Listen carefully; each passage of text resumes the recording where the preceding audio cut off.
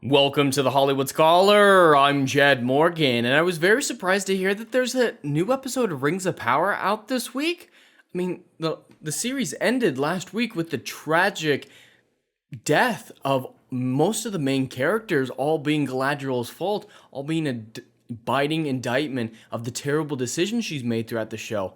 I was very, very shocked to find out that there was a continuation of the story that was so soundly ended. Then I thought, oh, I guess the dwarves and elves and Harfoots have a little bit, maybe one more episode just to wrap up their plot lines, but it's pretty well over. To my shock, everyone is alive. Everyone survived the volcanic eruption that was exploding buildings that should have melted people in their armor. How is everybody alive? Just covered in Cheeto dust. Alright, that bit of a dumb opening aside. Yes, we are back with the Rings of Power episode 7, The Eye, even though there's no eye in this episode.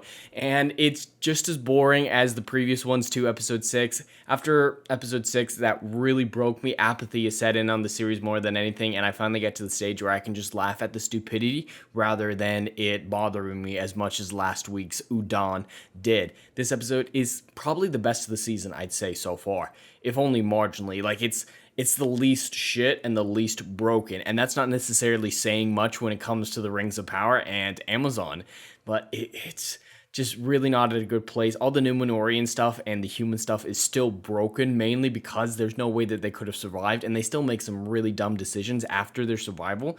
But with the dwarves and elf stuff and the Harfoot stuff, I mean, the dwarves and elf stuff were fine. There were only a couple scenes, and a lot of it was, fine. Not a whole lot of dialogue, so that kind of helped, and no crazy over-the-top metaphors or necessarily poor performances, just not engaging. It was empty performances, so I don't really have much to criticize when it comes to the Dwarven Elrond portion of the episode, even though I have a few things, but not really anything of substance. The Harfoots, there was no further confirmation that they're psychopaths, so that helps, but there's some weird decisions going on in the Harfoots. Overall, though, those two storylines were the best they've been so far. And Númenóreans, there's still just absolutely insane things going on in that storyline. But before I get any farther, there will be spoilers ahead, so spoiler alert. Of course, the episode opens with the aftermath of the volcanic eruption from the end of the last episode. And everyone's not dead, like I said in the opening. And everyone's just covered in Cheeto dust. And buildings are exploded, things are on fire, and everything looks like a wasteland. But everyone just ash. Like, hardly anyone's actually injured from the actual explosion, the eruption itself. Most people are injured by dealing with the broken buildings, trying to get people out from pinned underneath it. There wasn't a whole lot of volcanic injury. It was all environmental injuries as an aftermath. That seems very, very odd and strange to me. But yeah, everyone's just fine.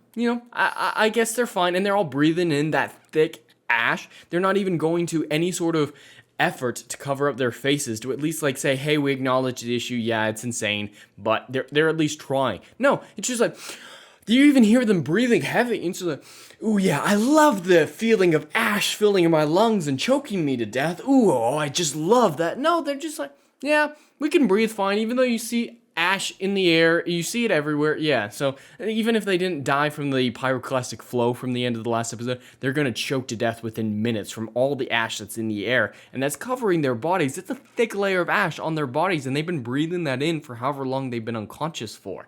And then there's some whatever scenes where Mithril and Isildur are trying to rescue some people from the collapsed buildings, and that's where a lot of the damage come from, is the collapsed buildings, not the fire wave. But again, moving on, and Mithril is blinded by some fire that she gets blasted in her face, even though her face isn't damaged all that much. There's no real burns around her eyes, but it blinds her. Okay. And Isildur, unless they're really throwing away the canon to a new profound degree, we all know he doesn't die in that collapse. But luckily we move past the insanity that is the Númenóreans and the Southlanders surviving that eruption, and we go back to the Harfoots, who they make it to the orchard where they winter or whatever, and everything's been destroyed by some fallout from the volcano, and there's no orchard left. It's just the trees, no fruit, and they're starting to freak out a little bit. Wizard tries to help.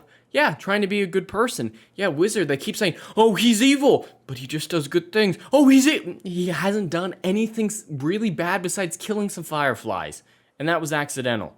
No, Nori was an idiot in the last episode. It's completely her fault that she went out of her way to find the wizard who had specifically gone off on his own to heal himself in seclusion, and then she stupidly grabbed the icy point, but it's his fault. He's evil because I was an idiot. And that kind of continues here. Everyone gets way too close to him when he's whispering to the tree, one of the trees trying to heal it from the ash that's killed it, and one of the branches falls off and nearly crushes Nori and a kid, and they're all just like, oh, he's evil, he's still evil, go away, we don't like you anymore. It's like, yeah, you got too close. Just let the man work. If you just let him do his magic stuff, there wouldn't be a whole lot of bad situations happening around him. He's only trying to help, and you're just making it worse for yourselves and then making him feel bad. These dirty hippies are horrific people. They're at least not portrayed as the same degree of psychopath we've seen before, so that's a little bit of a redeeming factor. Then we move on to Elrond begging King Durin to allow them to mine the mithril to save the elven species, and it's still just insane that the elves need mithril to redeem their immortal souls, but whatever. And he begs and he says, oh, you shouldn't trust an elf, but I'm not an elf, I'm only half elf.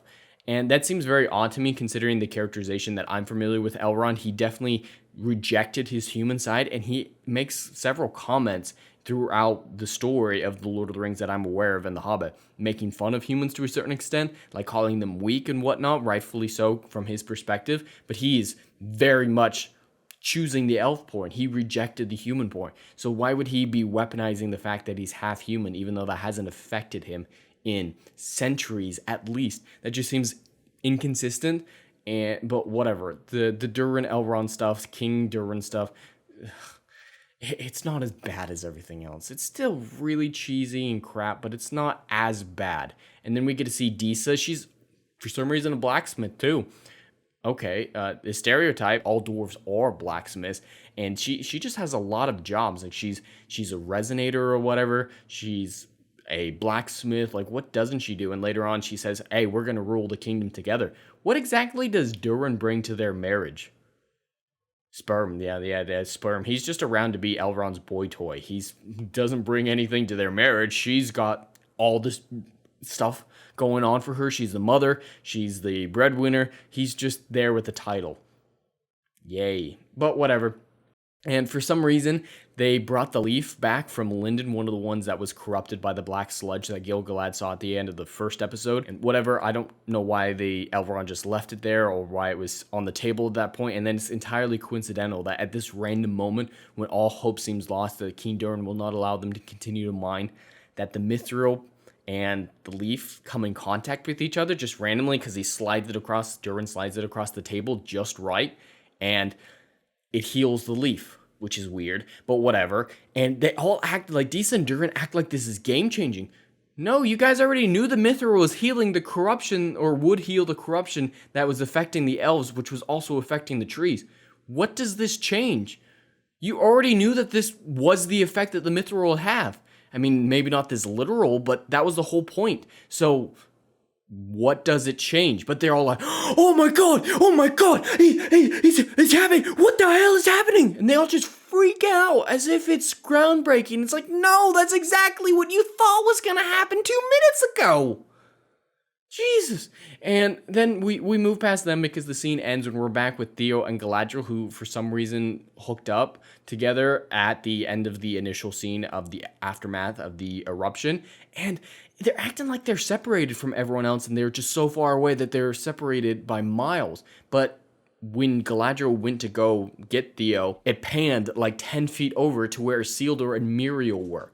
Yeah, they were 10 feet, and then all of a sudden they're miles and miles away, and they can't possibly find each other. It's like, no, you were right next to each other. Why are you so separated and acting like you can't possibly know where the other person is? You have to guess that they go back to the mustering grounds. That's insane. But whatever, space and time mean nothing, so the showrunner's just like, ooh, we want these two alone. Miles, and they just stretch out the distance. Jesus Christ, they really do believe that they are the masters of space and time. That's the only explanation that bears any weight. And then Miriel, she was blinded, right? And she meets up with Elendil, and he doesn't immediately notice that she's blind, but whatever. And then later on, it takes him a while. Like, she has to ask if there's still smoke in the air for him to realize that she's blind. Is he an idiot? Because it'd be kind of obvious a recently blinded person who doesn't know how to behave. It sucks, but you'd be able to tell that she couldn't see. But he's an idiot, and he didn't realize it until she asked. And she asked, "Is there still smoke in the air?" You'd be able to smell it and feel it. I mean, smoke is pretty thick and hard to inhale. You'd kind of know when you'd left, but she can't see it, so how could she not? How could she know it's not there anymore? Yeah, only one sense matters. Not all her other senses, which are still fully functioning. And the breathing one is the obvious one that proves that the smoke is gone. But so Elendil and Muriel are portrayed as complete retards, but they act like it's such a profound revelation that she's blind. But whatever. Luckily, we move past that to the one good portion of the episode, the minor thing that I will be praising. And that's when the wizard is forced to leave from the Harfoot Society and Nori gives him an apple. Now, the reason I like the scene is purely because of the acting of the wizard. I think he's a good actor hiding beneath it all. He didn't have to say anything, and he emotionally responded to saying goodbye to Nori without any words. That's so good compared to the rest of the show. We're going to get into a scene in a moment that is totally different from a performance standpoint, but this guy, he actually tried to act. And so I've got to praise an actor trying, and luckily he didn't have any of that terrible dialogue to work with, so it was just him and his face, and so he landed the scene pretty well, so I will be praising that. And then we get to the, fans, we know what we're doing. We get a brief mention of Celeborn after 7 episodes. Yeah, Celeborn. It's finally around. You know, one of the most important people in Galadriel's life, if she believes that he's dead, which obviously he's not, at least I hope he's not, then he should be one of the primary motives for being on this revenge quest just as much as the brother. But she forgets about him until now, and they're acting like she hasn't seen him since Valinor when he went off to war.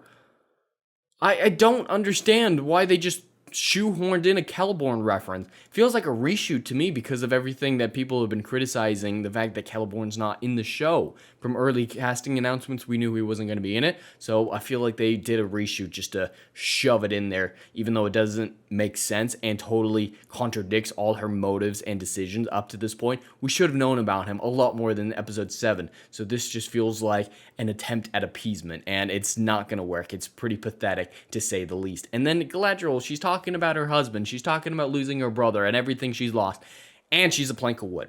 And this is what I was talking about, a clear contradiction to the wizard scene. She cannot act. At least in this show, she was a block of wood while talking, yeah, my husband, I loved him, but he's dead, and it's sad. And she's like, my husband is dead, and that's sad.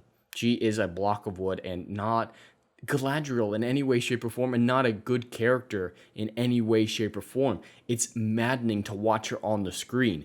And luckily, her attempt at emoting is quickly moved past when a bunch of orcs show up. And this show is constantly telling us, like the showrunners and the producers and the actors, like, don't compare us to Peter Jackson's Lord of the Rings. We're our own thing. We're good on our own. Don't compare us to that. We're special. We're cool anyway. Then they include a bunch of scenes that are supposed to remind you of those movies. And this one, they brought in the Nazgul from the Fellowship of the Ring, who, like, grabbed the tree root and was leaning over trying to see if anything was around, and the hobbits were right beneath him. And they did the same thing with an orc, Galadriel and Theo. They literally recreated, even the lighting, the angle of the roots, like it was the same shots even. Don't compare us to that, but we're going to make you think of that anyway. What the hell were they doing? And then right after that, they steal an entire line from the beginning of the Two Towers. What is it? What do you smell? He even used the same cadence and alliteration in delivering the line that the orcs did at the beginning of Two Towers when they caught the scent of Aragorn chasing them when they were trying to take Merry and Pippin back to Isengard. Why are they so obsessive at saying, don't compare us, but we're going to remind you anyway? It's just really asinine when you come across scenes like this rampant throughout these episodes. Now, we get back to the Dwarven and Elvish point of the episode, and they are caught mining for mithril right as they find the mithril. That seems incredibly coincidental, but yeah, coincidences happen a lot in the Dwarven and Elvish storyline in this episode. But yeah, they're found right as they do it, and Durin, he definitely seems to have something else going on, King Durin, because he seals up the tunnel later in the episode. Does he know that there might be a balrog down there? That would be a kind of a good thing to tell your son, but like he's like, proof, oh, we just need to open this rock a little bit more and then we can give it to the elves. His main criticism or his main opposition to Durin and Elrond's proposition was the fact that it was dangerous to mine and he wasn't going to risk dwarven lives. But if they already did all the hard work, yeah, punish them, absolutely punish them. But you can still help the elves. I don't know. It seems like there's definitely something that they're hinting at going on there, but whatever. And then Durin and his father have an argument that varies from good to horrific. Like the Durin actor is also trying a little bit. The King Durin actor, both of them in fact, are trying, but they still have really terrible dialogue. And Durin Jr. is just whining a lot. He just whines and whines and whines and whines. And it was nice to see the king try to put him in his place because he was being very pathetic. And then he took his rank from him. Apparently that crest is something that means like he's the prince or whatever, or the heir to the throne. And then he left. And it was like, all right, they're not telling you. Okay, good. Then Durin picks up the crest again, and his father has to turn back and say, no, you're not the heir anymore. Put that down. It's not yours anymore. It's like, hey, audience, if you didn't get from the ripping it from him and throwing it at the fire, like clear, easy, almost cliche, you're not my heir anymore. That's a classic scene that we all could figure out from grabbing and throwing. We gotta remind you because we think you're stupid, audience. Yeah, they don't understand show versus tell, and then they just tell, beating the audience over the head with a mallet. We figured it out. We're not as stupid as you guys are. We got it when you ripped it off. Don't need to tell us again. But we luckily move on. And the fruit comes back to life. The trees come back to life because of what the wizard did earlier in the episode. And the orchard for the Harfoots is blooming and back to life. And everything's Gucci. But they start gathering the fruit and like stacking it up in their wagons and acting like they're doing storage for winter. Am I the only one who realizes that fruit doesn't last through the winter? It doesn't keep. You gotta dry it or something. But no, fruit, it lasts forever. I've never seen fruit go bad before, because I'm rich and entitled showrunner. Yeah, so yeah, they're going to need a lot of different food to store for the winter. They're going to actually have to prepare their food to last through the winter. And so they're like, oh, we're saved. The winter's going to be fine. It's like, no, you guys are going to starve real fast or get dysentery and die from the rotting fruit that you're eating. But whatever.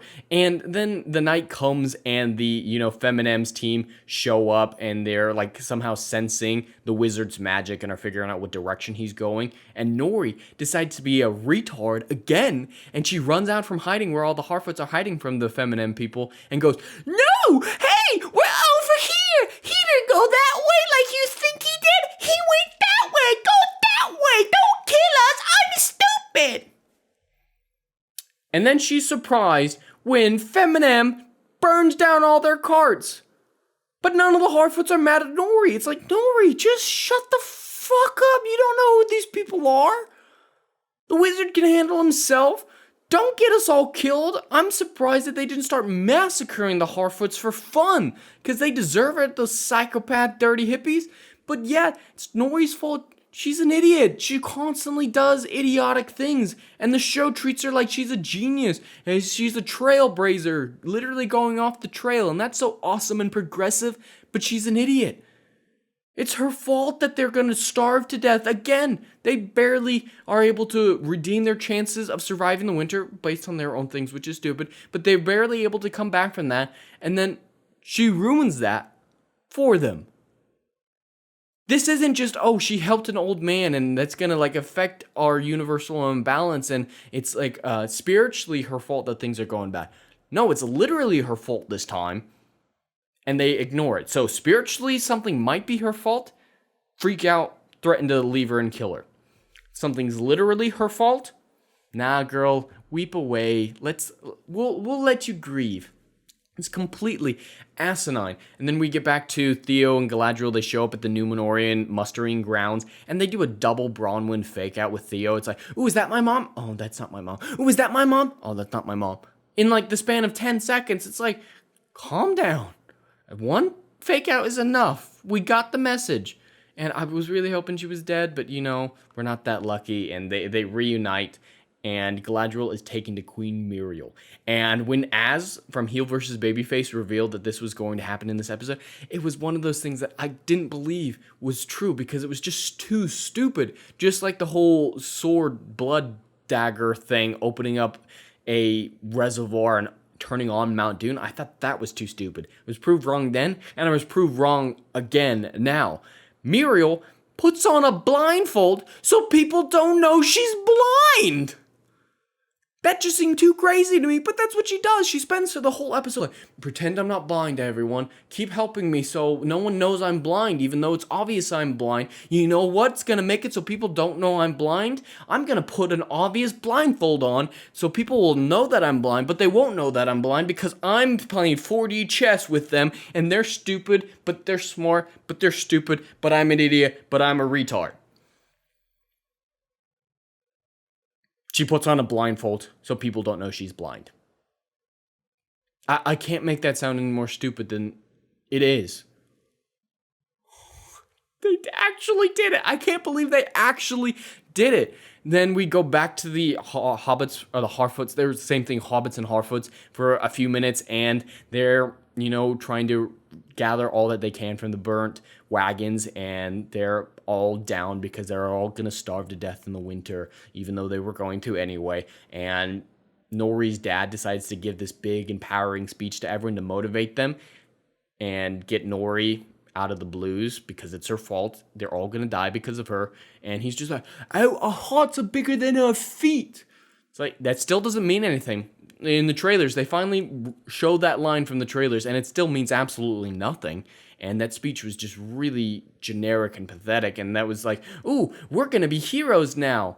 And they're not going to blame Nori. They're going to go help the wizard, even though they're all going to starve to death. I think preventing you guys from starving to death is a higher priority than helping a wizard you guys just met who you think is causing all these issues for you. No, I'm kind of on let the wizard be bandwagon here. Nori needs to be punished for getting them all killed by destroying their winter supplies, and then they got to try and fix that winter supply issue. Not send their wise man and a couple hardworking women off to find the wizard. It's asinine. They're begging for death at this point, and it's just really difficult to root for any of these characters when they're all so incredibly stupid. And then, once again, we go back to Galadriel, who finds out that Halbrand is alive, and no one decided to tell her for some inexplicable reason beyond, it's time for him to come back in the episode, so everyone forgot about it until now. And he's injured for some reason, but it's an injury that elves need to heal for some reason, even though it doesn't look that bad, and it looks like it was from a sword, not something that a volcano or a falling building would cause, and otherwise he's not burned. But yeah, for some reason he's hurt, but it's not that bad, and then it's really bad, and he's gonna die, and they need Elvis medicine, but he's totally fine to go for a ride without a big deal. He's like, I'm dying in a bed, and oh, Galadriel, I'm lost to death. Oh, we're gonna go for a ride? Yippee, I love my horse too. It's incredibly inconsistent, and it's stupid. What the hell? And then we get to one of the last scenes of the episode with King Durin in front of the mithril mine, and still don't know why he's doing this. I assume he has a good reason, or at least one that they pretend to be good, and he's sealing up the mithril mine, but for some reason the leaf from earlier that was healed by the small mithril rock is there. I don't know why Durin and Elrond would have put it there, or like had it with them when they were mining and then forgot it when they got captured, but for some reason it's there. Whatever. And then King Durin happens to drop it, and it falls through the entrance and down the cavern where the vein of mithril is. Coincidence on coincidence. And then a leaf wakes up the balrog. A leaf! Gandalf in Fellowship of the Ring said, the dwarves delved too deep. It's the mining and the earthquakes that were just happening a little bit earlier in the episode that would have woken the balrog. You know, the whole mountain shaking? Yeah, that would be a good motivation to wake up a balrog. Yeah, that makes sense. Earthquake, balrog, wake up. Clear. Obvious. Leaf. Little leaf. Ooh. It's on fire! Oh, he's awake! A leaf woke up the balrog. That's nearly as stupid as an origin story for Mount Doom. And speaking of Mount Doom, we get the final scene of the episode where Eitr is, in the town, whatever, basking in his success, and the orcs are all casting off their their cloaks, and enjoying their new land. And Walbreg, the scary Sauron acolyte who stabbed the dam and turned on the volcano last episode, he's like, "Oh, Adar, King of the Southlands, Lord of the Southlands. Oh, we can't call it the Southlands anymore. Oh, what are we going to call it, my lord?" And then he gets this distant look and stares off at Mount Doom. And as the audience, we already know this is Mordor. So we can figure out, oh, he's going to call it Mordor. Maybe not say it. Cool. I'd rather him not say it either. But they don't trust the audience to figure out, oh, this area with Mount Doom needs a new name. I wonder what that name would be. You know what? The audience is stupid. Let's put it up on screen. Southlands. Changing into Mordor. They probably thought that was profound in the writer's room. That is just so very sad that they had such a low opinion of the audience that they felt that they had to literally show the word changing on screen in case you were too stupid to realize what just happened. Yeah, but luckily that's when the end credits roll, and even though this episode, more happened in it than the episodes 2 through 5, which were criticized for boring and not accomplishing much, still everything of import in this episode could be accomplished in about 15, maybe 20 minutes, and so it still dragged on, and it was boring, and apathy is just really set in.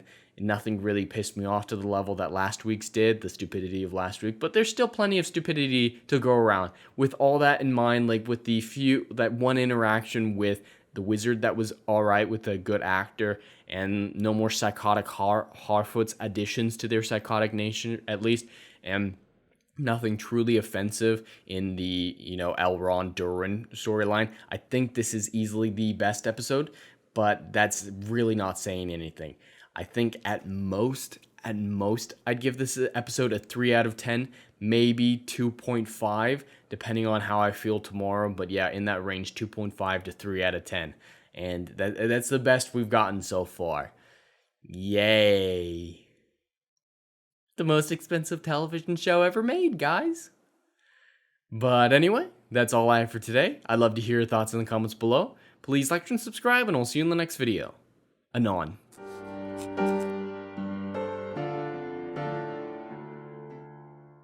If you like what I do here and want to see good, compelling stories that Hollywood will no longer give you, check out my book series, Odyssey of a Phoenix, a mythological epic about philosophy, morality, and modern-day mental illness issues. Books 1, Down in Flames, and Book 2, Apocalypse Then, currently on sale. Book 3, Kill the Dark, coming soon.